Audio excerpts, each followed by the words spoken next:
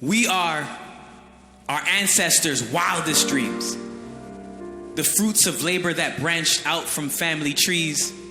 They didn't know we were seeds when they tried to bury us. They couldn't stop our destiny. Blooming excellence, we are rooted in legacy. The roses that grew from concrete, palm trees in the snow, alchemists turning rocks to gold, doing the impossible. So what legacy are you building? How do you want to be remembered? When you leave, will the world be better just because you entered? When your time comes and your soul is sent, what will the dash on your tombstone represent? One of the only things more difficult than death itself is to be forgotten. Or perhaps to plant legacy seeds and never see your roses blossom. To never unbox your gift before your coffin. We all deserve to be honored while we are still alive. To witness the budding gratitude of loved ones with open eyes. You deserve to be celebrated like you're already gone. To be given your flowers while they are still flourishing. While you can still smell the sweet scent of photosynthesis as your life branches out of the purpose you're rooted into and the fruits you've produced.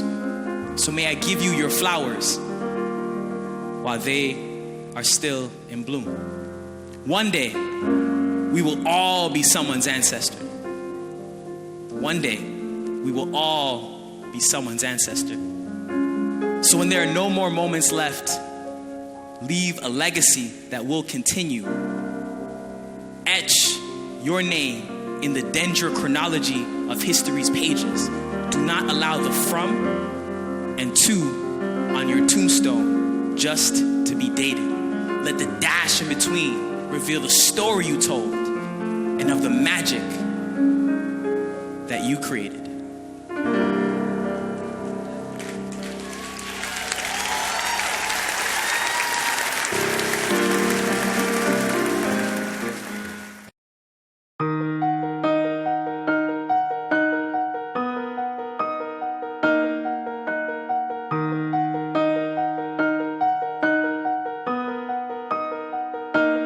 Digits on the beat.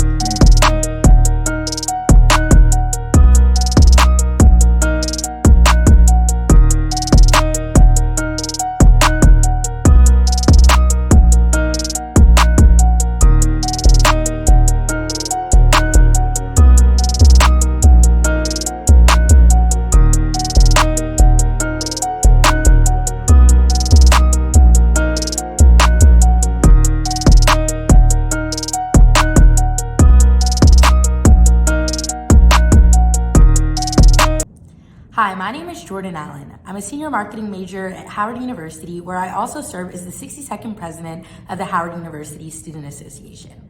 Public speaking is one of the most essential skills that anyone can learn. And that skill has opened so many doors for me. In high school, I participated in speech and debate, where I was named Harvard University Public Speaking Champion in Informative Speaking, as well as the 2019 Informative Speaking Champion nationally. And for me, beyond just enjoying to public speak, when I'm standing in a room and I know how to present myself, to communicate my thoughts, or to advocate for a specific position that I'm in favor of, it always puts me ahead of everyone else in the room who doesn't know how to properly advocate for what their position is or doesn't know how to properly express themselves. So always remember that having the brains is one thing, but being able to communicate it effectively really puts you ahead of the game when it comes to your communication skills.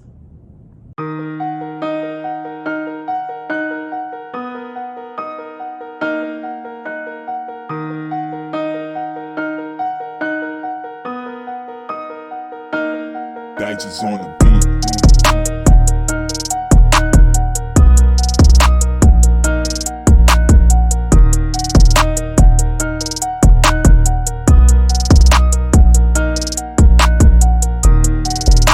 What's going on, Jack and Jill? Hope you're all doing well and staying safe during these times. My name is Giovanni, and I graduated out of the glorious Greater Fort Lauderdale chapter in the summer of 2017. And now I've been invited back to speak with you all on the key takeaways from the oratorical training experience that you're about to have soon. The biggest one for me was this: how can you expect someone to know who you are if you cannot tell them who you are?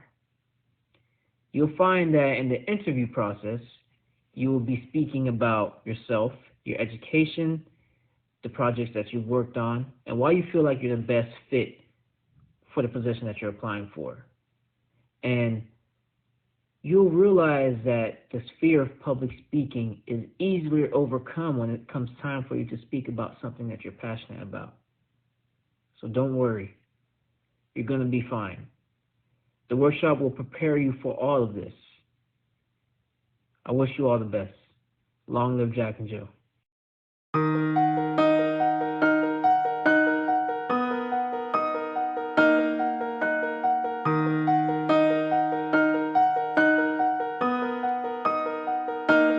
Digits on the beat.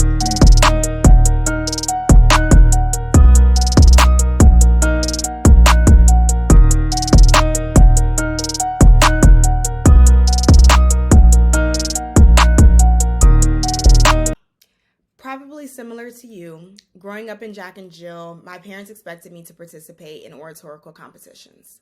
So I did when I could. In reflection, I realized how much these experiences actually impacted my life. In high school, I never hesitated to lead my peers. I founded a nonprofit organization and accepted national awards for my service and dedication. In college at Florida State University, I was my chapter president of Delta Sigma Theta Sorority Incorporated and had to always be prepared to speak and represent the chapter on their behalf at a moment's notice.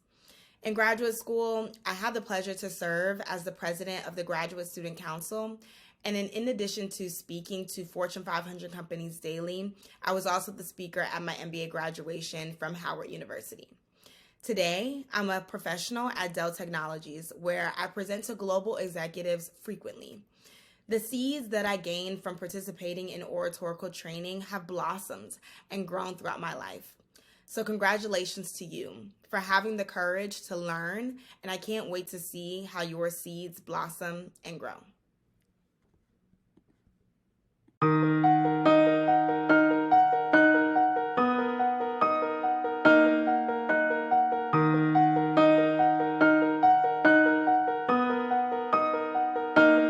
Digits on the beat. Hello, my name is Janai Allen, and I am a freshman biology major. With participating in interviews, running for a regional position, and also taking a public speaking class last semester, I would definitely say my top 2 tips for public speaking is to slow down your words and use voice inflection. A lot of the times when we are speaking and we are speaking in a public place with a bunch of people in front of us, we tend to speed up our words and not focus on our breaths. So a lot of the times our audience is not able to focus on what we are saying. So I would definitely say to slow down your words. Also, to use voice inflection. A lot of the times when we are speaking, it's not really important to speak monotone because you want your audience to be captivated with what you're saying. So by raising and lowering your voice, you are creating different sounds for your audience to focus on. And then also, you are putting emphasis on the words that you really want them to focus on. Bye.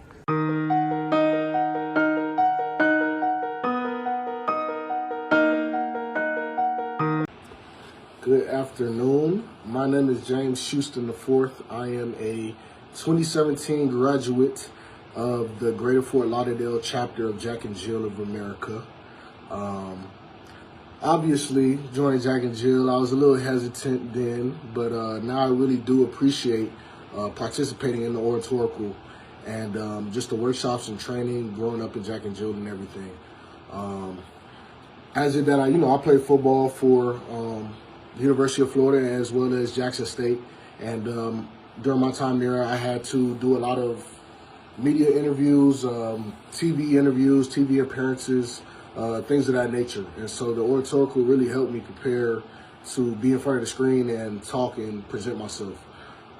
Now as a Detroit Lion in the NFL, I continue to do TV shows, radio interviews, podcasts, all those things of that nature, post-game interviews. And so it's moments like that where I really noticed that the oratorical really helped me.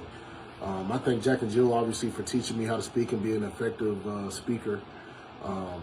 My experience was really priceless, and I really congratulate all of you for participating in the Oratorical, the training, and I can't wait to see that the impact that you guys have on the future and on your future in dynamic speaking.